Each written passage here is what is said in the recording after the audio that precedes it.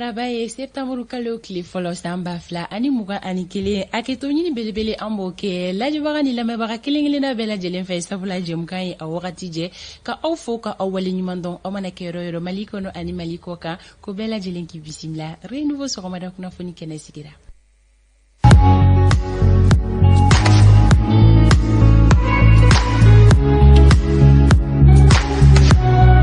Aw ni ce aw danaya la Renouveau télé sugantili la aw minnu tɛ sɛgɛn aw tɛ ɲina aw sɔgɔlen bɛ to anw na sanga ani wagati an bɛ aw bɛɛ lajɛlen fo aw minnu bɛ yen nɔ k'aw ye aw ka baarayɔrɔ la sɔrɔ ka ban an tɛ sɛgɛn aw foli la an ka foli bɛ aw ye minnu bɛ sokɔnɔnaw la an bɛ u fo minnu fana bɛ ka an lamɛn radio sanfɛ ni sanga kɔnɔna la an bɛ bɛɛ lajɛlen fo ka bɛɛ lajɛlen waleɲuman dɔn bi araba septembre kalo tile fɔlɔ sɔgɔmada in na jɛmukan kɔnɔna la kunnafoni kɔni caman bɛ an bolokɔrɔ ka se ka a lase aw ma d'abord an maa fila bɛ kuma so kɔnɔ yan nɔ fɔlɔ yani ani Isa Kawasiri bɛ ka ɲɔgɔn la sɔrɔ honorable i ni sɔgɔma Fata Tumota i ka honorable ya sabatilen don bi dɛ digi de an fɔlɔ an ka bɛnkan dɔ tigɛ nɔ bila ani ɲɔgɔn cɛ kɛlɛ kana bɔ a la foyi kana bɔ bita la sɔgɔmada in na n y'a f'i ye ni indemnitéw di waati sera de an bɛna verser de la i ka bɛn ne bɛ miiri fɔlɔ sabula i ka ko tɛ taa ɲɛ hɛrɛ sira kow bɛ cogo di marahabu sɛlɛ an bɛ retard la bi an bɛ taa ɲɛfɛ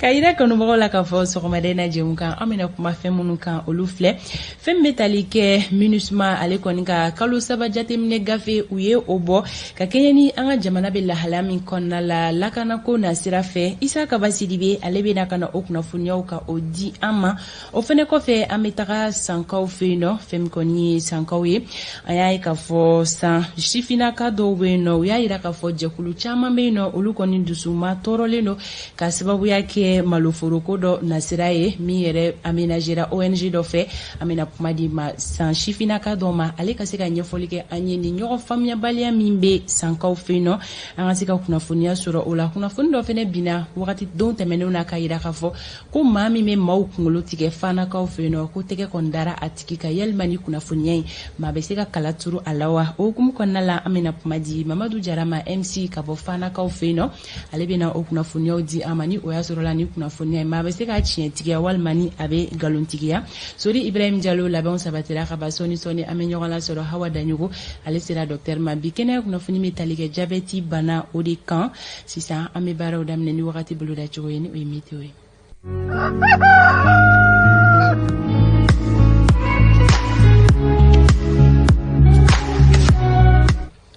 Wagati boloda cogo filɛ an ka marabolo kɔnɔna la nɔgɔ bɛ na da kaba la Mali marabolo kelen-kelenna bɛɛ lajɛlen kɔnɔna la fo ni tawudeni bɔ a la tawudenikaw fɛ yen nɔ sankolo o bɛ na jɛya yen nɔ samiyɛfɛ fiɲɛ bɛ na ci an ka marabolo kelen-kelenna kɔnɔ fiɲɛ min ni a fanga tɛ bonya kosɛbɛ nka tawudenikaw fɛ yen nɔ tilemafɛ fiɲɛ o de bɛ na ci fɛn min kɔni ye gɔngɔnbulon ye o bɛ na kɛ tawudeni ani Kidali min bɛ na kɛ sababu ye olu ka yɔrɔjan filɛli i n'a fɔ ladalako la gɛlɛya fitininw bɛ don olu la o la sɔgɔmada in na sanji musumusunin kɔni bolodalen don Kitakaw fɛ yen nɔ ani Kayi ka taa se Ɲoro ma o la san fiɲɛ ni sanji bolodalen don bi tilela fana tɔw dunnen kɔfɛ ka taa bila sufɛla la Mali marabolo kelen-kelenna bɛɛ lajɛlen kɔnɔ fo ni an ka kɔrɔnfɛ marabolow y'i bɔ a la o la tilegan in na funteni bolodacogo olu filɛ nin ye fɛn min ye Kayikaw ye olu ka funteni hakɛya b'i jɔ degere 32 la Kulikoro olu ta bɛ kɛ 33 ye Segukaw fɛ yen nɔ tilegan in na olu ka funteni hakɛya o bɛ kɛ degere 34 ye Mopti olu ta b'i jɔ 37 la fɛn min ye Tombouctou ye olu ta bɛ yɛlɛn ka taa degere 41 na Gawokaw olu ta bɛ kɛ 42 ye Kidali olu ta bɛ jɔ 43 la Menakakaw fɛ yen nɔ tilegan in na olu ka funteni hakɛya o bɛ kɛ degere 42 ye Tawudeni olu ta bɛ jɔ 45 la Bugunikaw tilegan in na olu ka funteni hakɛya bɛ kɛ degere 29 ye Kucala olu ta bɛ kɛ 32 ye fɛn min ye Kitakaw ye olu ta bɛ jɔ degere 30 la Ɲorokaw olu ta bɛ kɛ 35 ye Nara olu ta bɛ kɛ 37 ye Douanza olu ta bɛ jɔ 38 na Sankaw fɛ yen tilegan in na olu ka funteni hakɛya o bɛ kɛ degere 35 ye Baɲangara olu ta bɛ kɛ 37 ye Joyila olu ta bɛ jɔ 32 la Bamako district kɔnɔna la nɔgɔ bɛna da kaba la samiyɛfɛ fiɲɛ bɛ na ci fiɲɛ min ni o fanga tɛ bonya kosɛbɛ gɛlɛya fosi tɛ na don yelu la gɔngɔnbulonko na sira fɛ fɛn min kɔni ye san fiɲɛ ni sanji o bolodalen don bi tile bantɔ la ka don su kɔnɔna la Bamako district kɔnɔ tilegan in na funteni hakɛya o bɛ kɛ degere 31 ye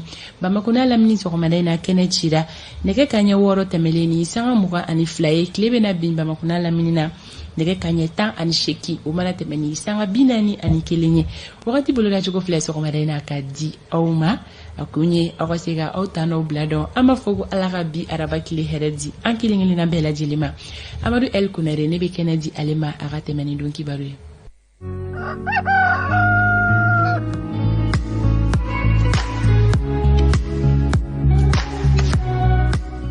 Honorable Mesra Dima ko do mena dugusajɛ kan kunnafoniya jumɛn bɛ bolo kɔrɔ sɔgɔmada in na. Bakuruba fɔlɔ ye transition mɔnɔbɔli ko kuma min wusulen don an ka jamana kɔnɔna la CEDEAO maaw ko k'u bɛ n'u ɲɛ gɛnɛ bɔ Bamakɔ a ko bɛ cogo di u ma kɔnɔlen don tile filanin na an bɛna kuma kan sɔgɔmada in na don kibaru kɔnɔna la min ye Haut Conseil malien de l'extérieur maliden minnu sigilen jamana kɔ kan olu kɔni ka bureau kalata ni sariyasenw yɛlɛmali bilalen don nata kalo tile 6 kan ga samasamali ba bɛ ko in kɔnɔna la ma sɔrɔ k'a fɔ maliden dɔw bɛ jamana kɔ kan olu y'u ka dusuma kasa jira kosɛbɛ k'a fɔ ko Abibu Sila n'a jɛw kɔni ma la ka ko in kɛ kɔmɔko ye ka olu senbɔ a la waasa tiɲɛ dɔw kana bange an bɛna o maa dɔw ka kumakan lamɛn bi sɔgɔmada in na don kibaru ale kɛnɛ kɔnɔna la n'an bɔra ye yirituru baaraw olu bɛ senna segukaw fɛ yirituru kɛra intercommunalité balansa olu fɛ an y'o ja dɔw sɔrɔ mandenkaw fana fɛ nin bɛɛ kun ye ɲina ji min bɛ ka bɔ yiri banban ka se ka sɔrɔ jamanadenw ye waasa sigida lakanani ani waati yɛlɛma kɔlɔlɔ olu bɛ se ka kɛlɛ ka bɔ an ka jamanaw kɔnɔ cogoya minnu na min bɛ tali kɛ chauffeurs fana minnu bɛ ni olu bɛ CSTM na olu fana ye barodala sigi dɔ kɛ kunungo minnu na u y'a jira k'a fɔ u tun ye baarabila min boloda k'a bolo bɔra fɔlɔ k'a dulonne to k'a ma sɔrɔla k'a fɔ u ka laɲini 26 sɔngɛra o ma fɔlɔ hali ni y'a sɔrɔ saba dulonne don kuma bɛna kɛ o kan nin bɛɛ bɛna maana sisan dani nɔ ni ala sɔnna ma nɛgɛ kɛrɛfɛtigiw ka sɔn an bɛna ninnu lase minnu bɛ k'an filɛ bɔlɔlɔ sanfɛ aw ni ce aw danse aw jama ka ca minnu bɛ hakilinaw di an ma an n'aw bɛ ɲɔgɔn fɛ saga a n'a ka waati aw danse.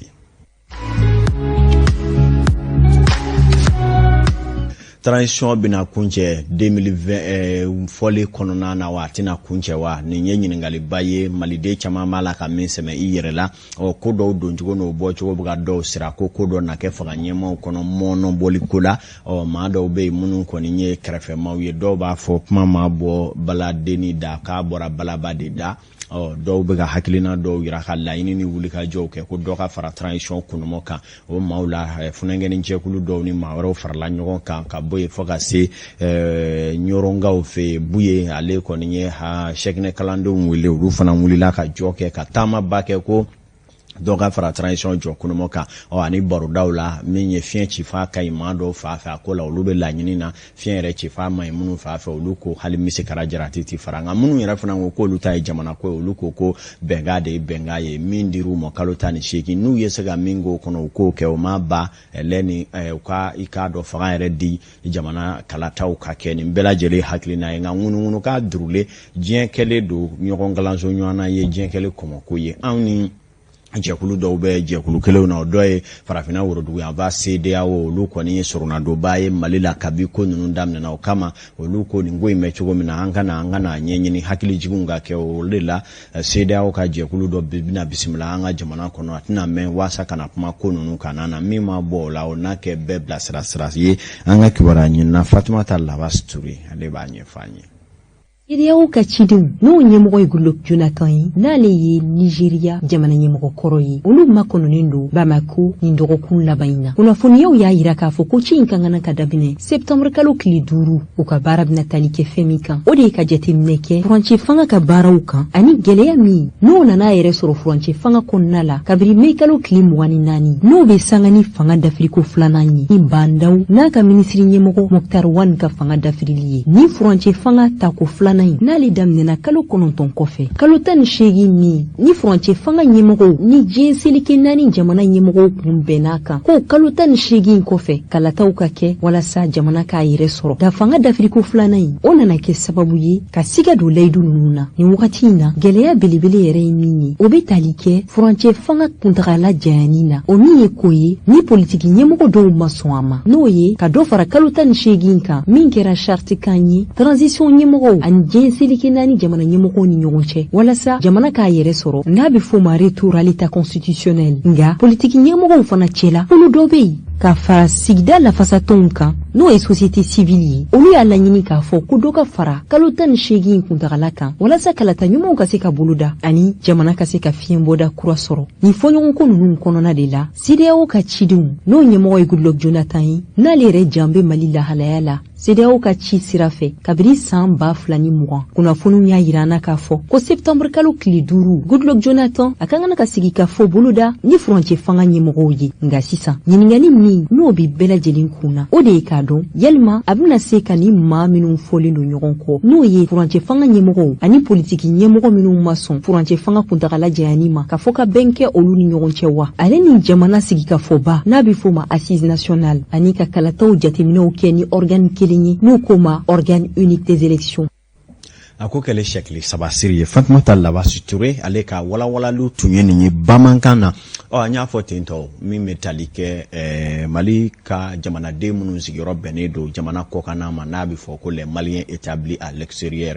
min ye jamana ɲɛmaaw ye jabalaba dɔ ɲini olu ye n'a bɛ fɔ ko Haut Conseil des Maliens de l'extérieur u kɔni ka bureau ka jabala ko bɛɛ lajɛlen bɛ tɛmɛ ye min ka kan sariya la maliden bɛɛ lajɛlen na minnu bɛ jamana kɔkan n'u bɛ Mali ka sariyaw kɔnɔna la nin waati na sama-samali bɛ kosɛbɛ a ma sɔrɔla k'a fɔ u ka biro fali ɲɛmaaya falili ani sariyaw yɛlɛmaliw o baaraw kun bolo dalen don nka ka kɛ ni laɲini dɔw ye a baara don fɔlɔ minnu kun fɔra o cɛra ka bɔ a jɔ a kɔrɔ o y'a sɔrɔ min ye maliden caman bɔlen don jamanaw kɔ ka diɲɛ fan caman fɛ ka na walasa o kow kana kɛ ko ɲaamelen ye tuguni wulikajɔw ni ɲɔgɔn ye dɔw kɛra ka se k'a to a nɔ la o kama a biro faleli baaraw ka jɛrɛ baaraw dayɛlɛli bɛna kɛ ntɛnɛn nata septembre kalo tile 6 o bɛna kɛ Bamakɔ yan nɔ nka ko daminɛ bali gɛlɛyaba de b'a kɔnɔ a ma sɔrɔla k'a fɔ ɲɛmaa min bɛ bi ni o ye Abibu Sila ye kuma caman bɛ kow kɔnɔna la yɛrɛlajɛyaw bɛ yen nka maliden dɔw bɛ jamana kɔ kan olu y'u ka dusumakasa jira k'a fɔ ko in u b'a la k'a dabiri min na olu tɛna jɛn n'a ye dɔw yɛrɛ ko k'u ye jɛrɛ kunfɔlɔ min kɛ an kɔrɔ o don na ka se ka baara ninnu ɲɛbila baaraw kɛ ko da suara olu ɲɛ k'olu ti don sabula ko olu kuma ciyara ka sɔrɔ olu ye malidenw ye minnu bɛ Gabon ko olu bɔra Gabon ka na a baaraw la an y'o maa dɔw ka maa ɲɛma dɔ ka hakilina sɔrɔ ale ye ɲɛfɔli mun k'an y'a ko k'an k'a lajɛ.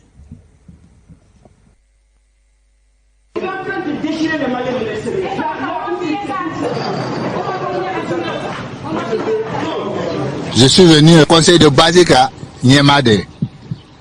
On a une élection de là. Parce que le Haut Conseil de Maliens de l'extérieur a un mandat, le président mandat est Sandourou. Or Sandourou est maintenant depuis Salon. Mais Salon ka ho chamay ani banay o de ato amaseka élection ke. Mais nina anya programmé du 27 au 28 ala yake anana yano. Mais comme c'était l'improviste à ma préparation que au de Koso ministre ko ankal sagi kata élection préparée nyanama ni a préparer wati minye ou bena dati fo dati me ambese ka sige ka élection ke kalmu kono mais bi minya anusogwa anana le Haut Conseil de Maliens de l'extérieur ou quoi base là ou ya dati ko awnye ko on manquant cadeau. Vous écoutez